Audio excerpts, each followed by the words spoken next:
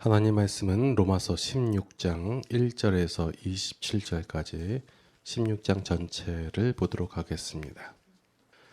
갱그레아 교회의 일꾼이요 우리의 자매인 베베를 여러분에게 추천합니다. 여러분은 성도의 합당한 예절로 주님 안에서 그를 영접하고 그가 여러분에게 어떤 도움을 원하든지 도와주시기 바랍니다. 그는 많은 사람을 도와주었고 나도 그에게 신세를 많이 졌습니다. 그리스도 예수 안에서 나의 동역자인 브리스가와 아골라에게 문안하여 주십시오. 그들은 생명의 위협을 무릅쓰고 내 목숨을 구해준 사람들입니다. 나뿐만 아니라 이방 사람의 모든 교회도 그들에게 감사하고 있습니다. 그리고 그들의 집에서 모이는 교회에도 문안하여 주십시오. 나의 사랑하는 에베네도에게 문안하여 주십시오. 그는 아시아에서 그리스도를 믿은 첫 열매입니다. 여러분을 위하여 수고를 많이 한 마리아에게 문안하여 주십시오. 나의 친척이며 한때 나와 함께 갇혔던 안드로니고와 유니아에게 문안하여 주십시오. 그들은 사도들에게 좋은 평을 받고 있고 나보다 먼저 그리스도를 믿은 사람들입니다. 주님 안에 있는 나의 사랑하는 암블리아에게 문안하여 주십시오. 그리스도 안에서 우리의 동역자인 우르바노와 나의 사랑하는 스다고에게 문안하여 주십시오. 그리스도 안에서 인정을 받는 아벨레에게 문안하여 주십시오. 아리스도블로의 가족에게 문안하여 주십시오. 나의 친척인 헤로디온에게 문안하여 주십시오. 주님 안에 있는 나기수의 가족에게 문안하여 주십시오. 주님 안에서 수고한 드루베나와 드로보사에게 문안하여 주십시오. 주님 안에서 수고를 많이 한 사랑하는 버시에게 문안하여 주십시오. 주님 안에서 택하심을 받은 루포와 그의 어머니에게 문안하여 주십시오.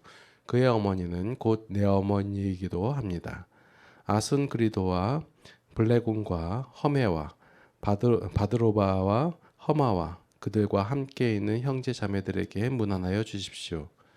빌롤로고와 율리아와 네레오와 그의 자매와 올름바와 그와 함께 있는 모든 성도에게 문안하여 주십시오. 거룩한 입맞춤으로 서로 문안하십시오. 그리스도의 모든 교회가 여러분에게 문안합니다. 형제자매 여러분, 내가 여러분에게 권합니다. 여러분이 배운 교훈을 거슬려서 분열을 일으키며 올무를 놓는 사람들을 경계하고 멀리하십시오. 이런 사람들은 우리 주 그리스도를 섬기는 것이 아니라 자기네 배를 섬기는 것이며 그럴듯한 말과 아첨하는 말로 순진한 사람들의 마음을 속이는 것입니다. 여러분의 순종은 모든 사람에게 소문이 났습니다. 나는 여러분의 일로 기뻐합니다. 나는 여러분이 선한 일에는 슬기롭고 악한 일에는 순진하기를 바랍니다. 평화의 하나님께서 곧 사탄을 쳐부셔서 여러분의 발밑에 짓밟히게 하실 것입니다. 우리 주 예수의 은혜가 여러분과 함께 있기를 빕니다. 나의 동역자 디모데와 나의 친척 루키오와 야손과 소스바더가 여러분에게 문안합니다. 이 편지를 받아 쓰는 나 더디오도 주님 안에서 여러분에게 문안합니다. 나와 온 교회를 잘 돌보아 주는 가이오도 여러분에게 문안합니다. 이 도시의 재무관인 에라스도와 형제 구아도도 여러분에게 문안합니다. 하나님께서는 내가 전하는 복음 곧 예수 그리스도에 관한 선포로 여러분을 능히 튼튼히 세워주십니다. 그는 모든 세월 동안 감추어 주었던 비밀을 계시해 주셨습니다. 그 비밀이 지금은 예언자들의 글로 환히 공개되고 영원하신 하나님의 명을 따라 모든 이방 사람들에게 알려져서 그들이 믿고 순종하게 되었습니다. 오직 한 분이신 지혜로우신 하나님께 예수 그리스도로 말미암아 영광이 영원 무궁하도록 있기를 빕니다. 아멘. 자, 로마서의 마지막 장입니다. 자, 바울이 로마 교회 성도들에게 자신의 동역자들을 소개하고 있습니다. 자, 이 동역이라는 것은 하나님의 세상에서 하나님의 마음으로 사는 사람들과 하나님의 은혜와 복을 누리며 사는 것을 동역이라고 말할 수 있습니다. 같은 어떠한 목표를 세우고 그것을 성취했을 때 함께 일하는 사람들을 이것을 동역이라고 하는데 세상에서 말하는 동역과 기독교에서 말하는 동역은 약간의 차이가 있습니다. 우리가 다른 일들을 한다 할지라도 각각의 위치에서 다 하나님의 마음으로 살고 있다면 그것은 동역을 하는 것입니다. 그런데 만약 예를 들어서 선정 건축이라는 어떤 하나의 목적을 두고 그것을 하는데 그것을 이루어가는 과정 속에서 서로 다툼이거나 하나님의 마음이 아닌 마음으로서 행하게 된다면 그것은 동역이다라고 말할 수 없는 것입니다. 그래서 각자의 사명과 역할은 다르지만 이것은 다 동등하게 주어집니다. 주 안에서 누가 옳고 그르고 누가 더 쓸모가 있고 쓸모가 없고 누가 더 중요하고 안 중요하냐 이것을 구분하지 않는다는 거예요. 왜 구분하지 않을까요?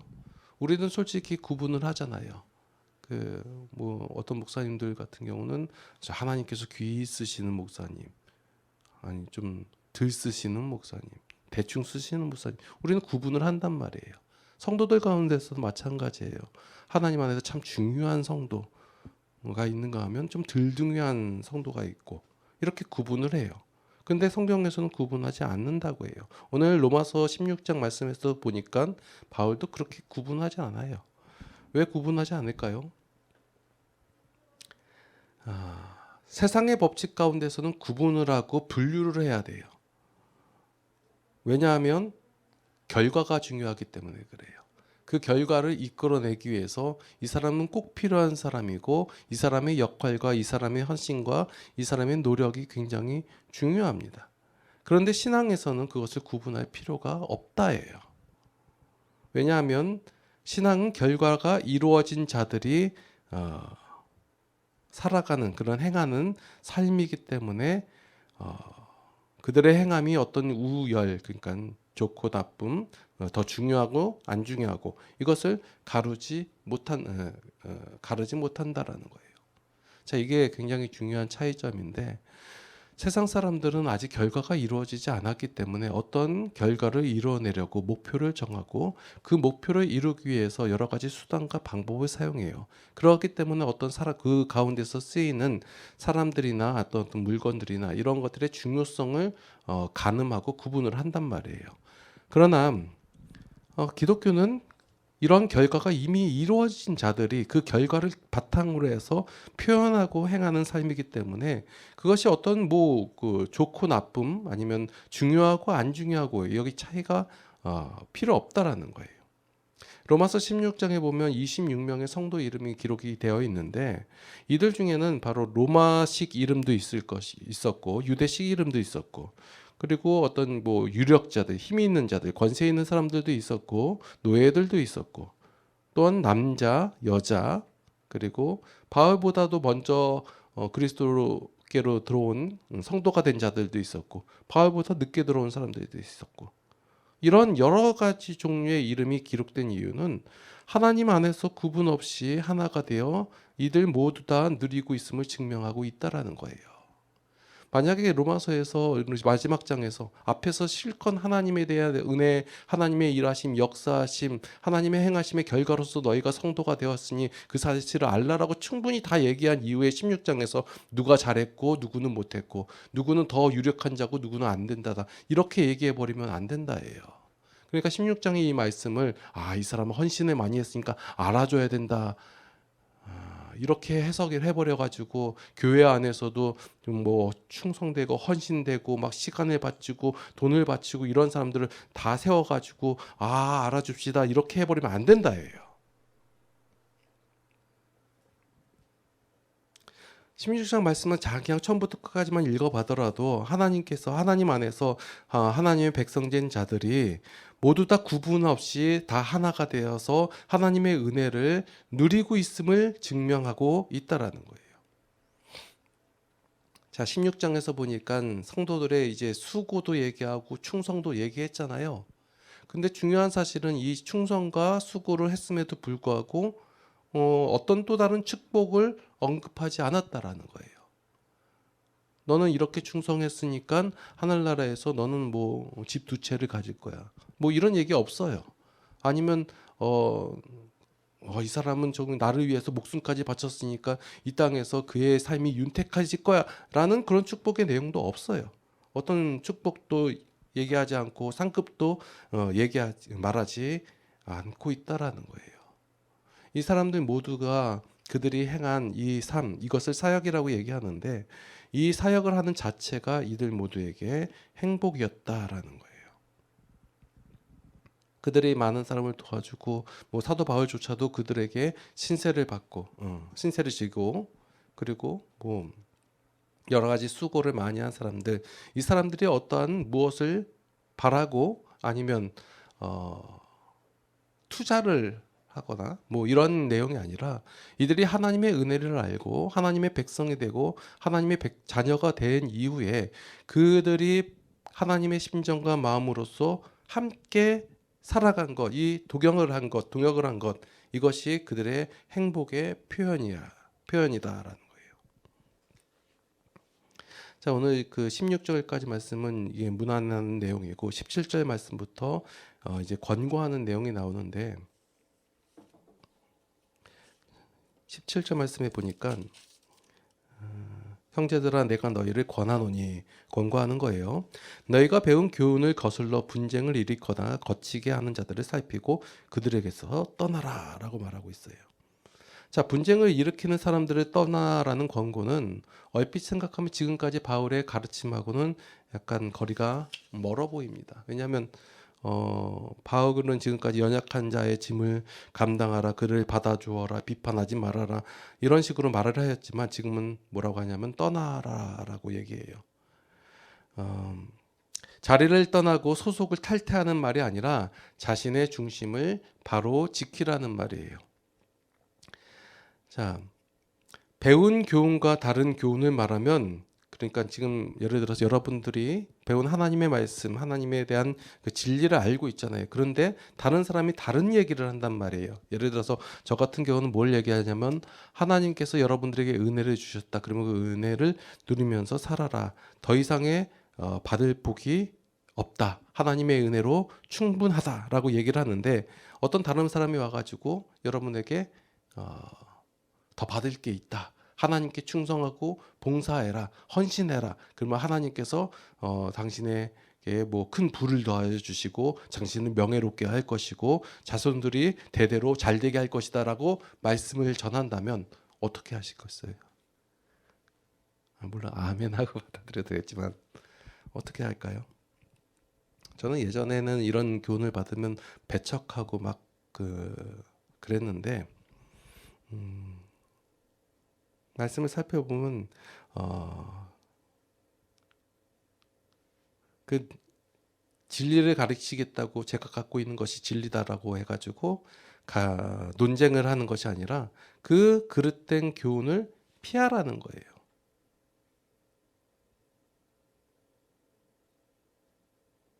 그러니까 사도 바울에게서 로마의 교회에 있는 이 성도들도 사도 바울이 전하는 하나님의 복음과 또 다른 이들이 전하는 교훈이 있었다라는 거예요. 그런데 그 교훈 가운데서도 이것이 옳다라 가지고 논쟁하거나 막 싸우라는 얘기가 아니라 그것을 피하여서 너희가 지니고 있는 그 교훈을 그 성도됨을 간직해라. 그것이 더 중요하다라고 말하는 거예요. 자기 자신의 자리를 지켜서 미혹되거나 휘둘리지 말라는 거예요. 그럼 어떻게 하면 이러한 말씀에 미혹되지 않을까요? 잘 알아야지 미혹이 되지 않는 거예요. 미혹은 혹하는 거거든요. 그러니까 말씀에 대한 내용을 이것이 정말 어떤 내용인지를 바로 알아야지 그래야지 미혹되지 않는 거예요.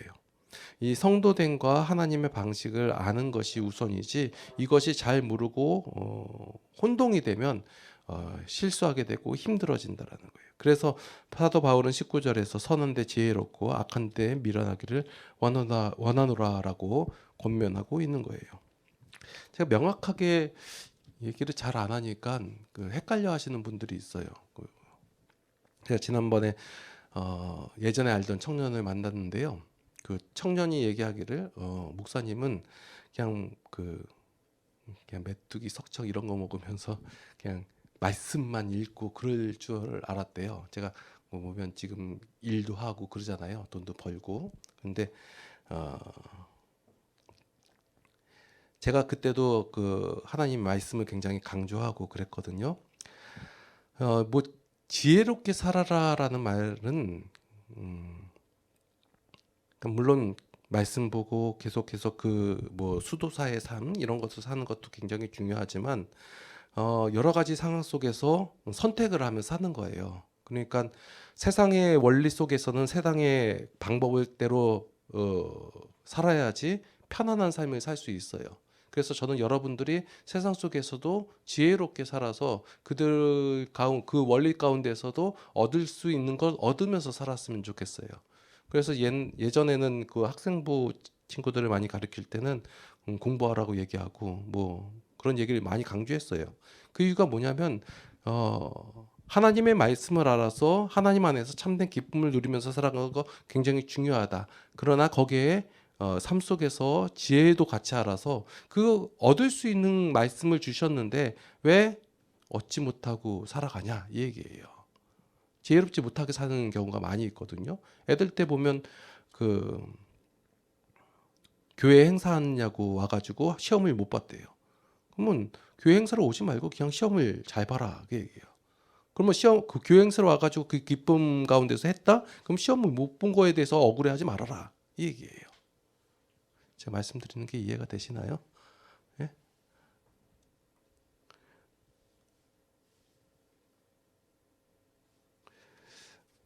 그 사도 바울이 얘기하는 내용 속에서 보면 뭐 어떻게 해가지고 불을 많이 추수해가지고 힘을 길러가지고 그리스도의 복음의 확장에 어떻게 기여를 해라 이런 얘기를 하는 게 아니에요. 보면 하나님의 복음에 대해서 얘기하고 하나님께서 어떻게 일하셨고 하나님께서 너희를 어떻게 구원하셨고 그 구원의 역사하심이 100% 하나님의 은혜로 됐다 해서 하나님에 대해서 얘기를 하는 거예요. 그거에 대해서. 그것만 얘기해요. 그 외의 것은 지혜롭게 행동하라 이 얘기예요. 여러분들이 삶을 살아갈 때 세상의 원리는 분명하거든요. 그러니까 뭐 기브 앤 테이크 이런 거 있잖아요. 그러니까 여러분들이 세상 살 때 그 정도의 노력을 해가지고 얻어지는 것 그런 거 필요하다예요. 그래야지 편안한 삶을 사니까 그거와는 별개로 신앙 안에서 참 평안을 누리려면 하나님에 대해서 알아야 되고 하나님의 일하심을 알아야 되고 여러분들이 어떻게 성도가 되었는지 그 성도됨을 알면 하나님 안에서 평안을 누린다예요. 그래서 성경은 성도에게 무엇을 이루어내라라고 명령하지 않아요. 필요가 없으니까. 왜냐하면 성도는 이루어진 자이기 때문에. 그래서 성도는 되어진 자 존재들이에요. 그래서 일어서 있으니 너희는 이제 넘어지지 말아라 이렇게 권고를 하는 것이고 하나가 되어라가 아니라 이미 하나 된 자들이기 때문에 그 하나됨을 유지해라라고 권고를 하는 거예요.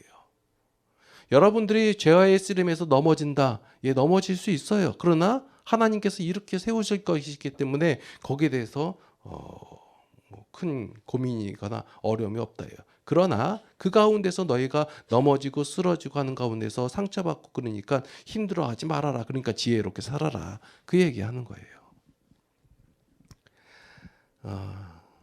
그러니까 신앙에서 하나님에 대해서 아는 것과 우리의 선지의 삶 속을 아는 것이 성도들은 이 두 가지를 모두 다 아는 자들이에요.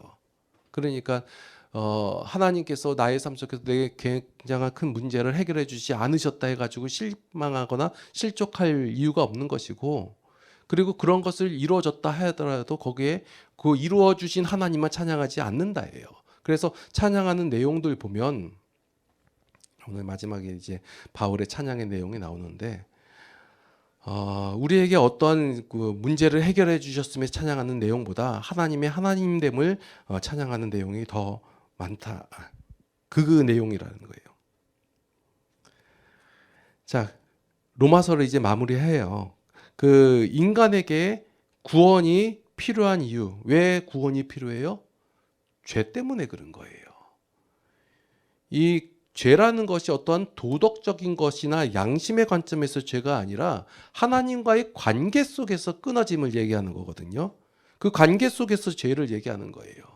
이 관계를 회복을 위해서 그럼 누가 노력을 해야 되나요? 끊어진 죄인 된 우리가 노력해야 되나요? 아니면 하나님께서 노력하셔야 되나요? 하나님께서 노력해야 된다 얘기예요. 그래서 하나님께서 하시고 하나님께서 일하셨어요. 그 결과로서 우리가 하나님과의 관계가 회복된 그 하나님의 사람들이 되었어요. 이것을 하나님께서 우리에게 은혜 주셨다라고 표현하는 거예요. 단지 기독교를 예수 믿고 천당 이런 수준으로 이해하지 말아야 되는 거예요. 성도는 하나님을 믿는 믿음의 삶을 누려야 한다예요. 삶을 누린다는 개념이 자꾸 우리가 어떤 그전에는 걸어 다녔는데 차를 타게 되었고, 그전엔 집이 없었는데 집이 되었고, 그전에 건강지 못했는데 건강하게 되었고, 그전에는 그 힘이 없었는데 이제 힘이 되었다. 이러한 개념으로 바라보는 것이 아니라 믿음의 삶을 누린다는 것은 우리가 바라고 우리가 원하고 우리가 필요로 하는 것, 그것을 체험받는 것으로 되어지는 것이 아니라 그 이상의 것이다예요.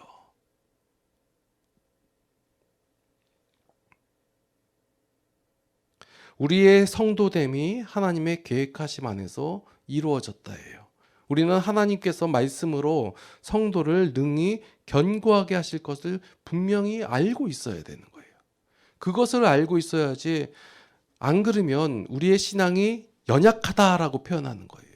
하나님 왜 나의 문제를 해결해 주시지 않으셨습니까? 하나님 나의 하나님 아닙니다. 하나님 왜 내 삶에 왜 이러세요? 이렇게 얘기할 수밖에 없다예요.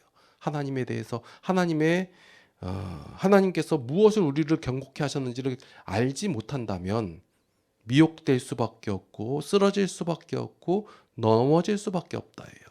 그러니 사도 바울은 무엇을 권면하냐면 하나님에 대해서 알아라라고 하나님의 성질, 하나님의 속성, 하나님의 일하심에 대해서 선포하고 그 하나님이 여러분들을 견고하게 하실 것이다 라는 그 믿음 가운데서 결국 마지막 장에서 뭘 얘기하냐면 하나님을 찬양하고 끝난다라는 거예요. 그게 다예요.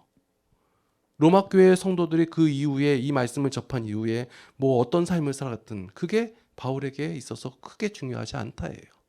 바울이 경험한 하나님을 얘기했고 또 하나님께서 바울을 세우셨듯이 각각의 성도를 세우실 것을 알기 때문에 선포하는 거예요. 자, 25절부터 27절 말씀을 한번 읽어보겠습니다. 하나님께서는 저걸로 읽어볼게요. 개역 개정판을 한번 읽어볼게요. 나의 복음과 예수 그리스도를 전파함은 영세전부터 감춰졌다가 이제는 나타내신 바 되었으며 영원하신 하나님의 명을 따라 선지자들의 글로 말미암아 모든 민족이 믿어 순종하게 하시려고 알게 하신 바 그 신비의 계시를 따라 된 것이니 이 복음으로 너희를 능히 견고하게 하실 지혜로우신 하나님께 예수 그리스도로 말미암아 영광이 세세 무궁토록 있을지어다. 아멘. 이거예요.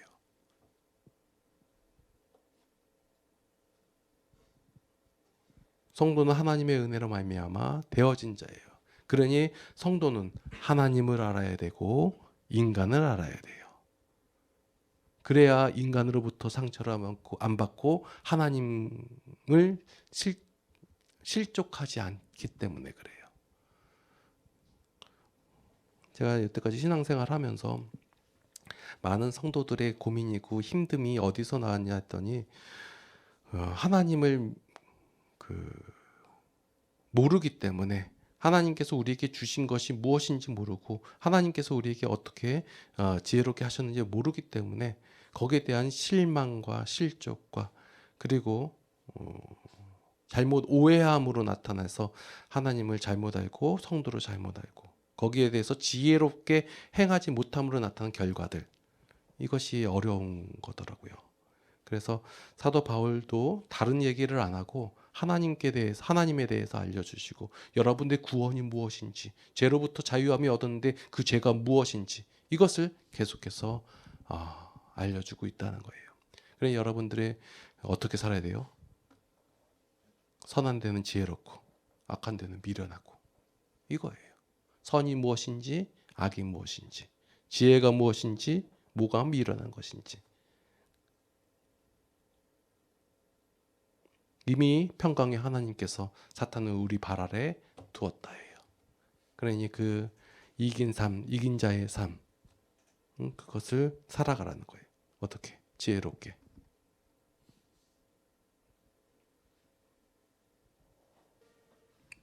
기도하시겠습니다. 하나님의 은혜에 참으로 감사를 드립니다. 죄악된 세상에서 죄로 말미암아 살아갈 수밖에 없는 저희들을 하나님의 은혜로 구원하여 주시사 하나님의 백성 삼아 주셨음에 감사를 드립니다. 이제 우리가 하나님을 알게 하여 주시옵소서. 하나님을 바로 알아서 죄의 어떤 미혹과 유혹에도 넘어지지 않고 하나님께서 주시는 참 평안을 누리며 살아갈 수 있도록 인도하여 주시옵소서. 또한 더불어 죄악도 알게 하여 주시사 세상에서 살아갈 때 지혜롭고 선하게 살아갈 수 있도록 인도하여 주시옵소서. 이제는 우리 주 예수 그리스도의 무한하신 은혜와 하나님 아버지의 극진하신 사랑하심과 성령님의 감화 감동 교통 인도 보호 역사하심이 이제 하나님 안에서 참된 자유와 평안을 누리고 세상 가운데서도 지혜롭게 살아서 기쁨의 삶을 살아갈 수 있도록 살아가기를 원하는 모든 성도들 머리 위에 이제로부터 영원토록 함께 하시옵기를 간절히 축원하옵나이다. 아멘.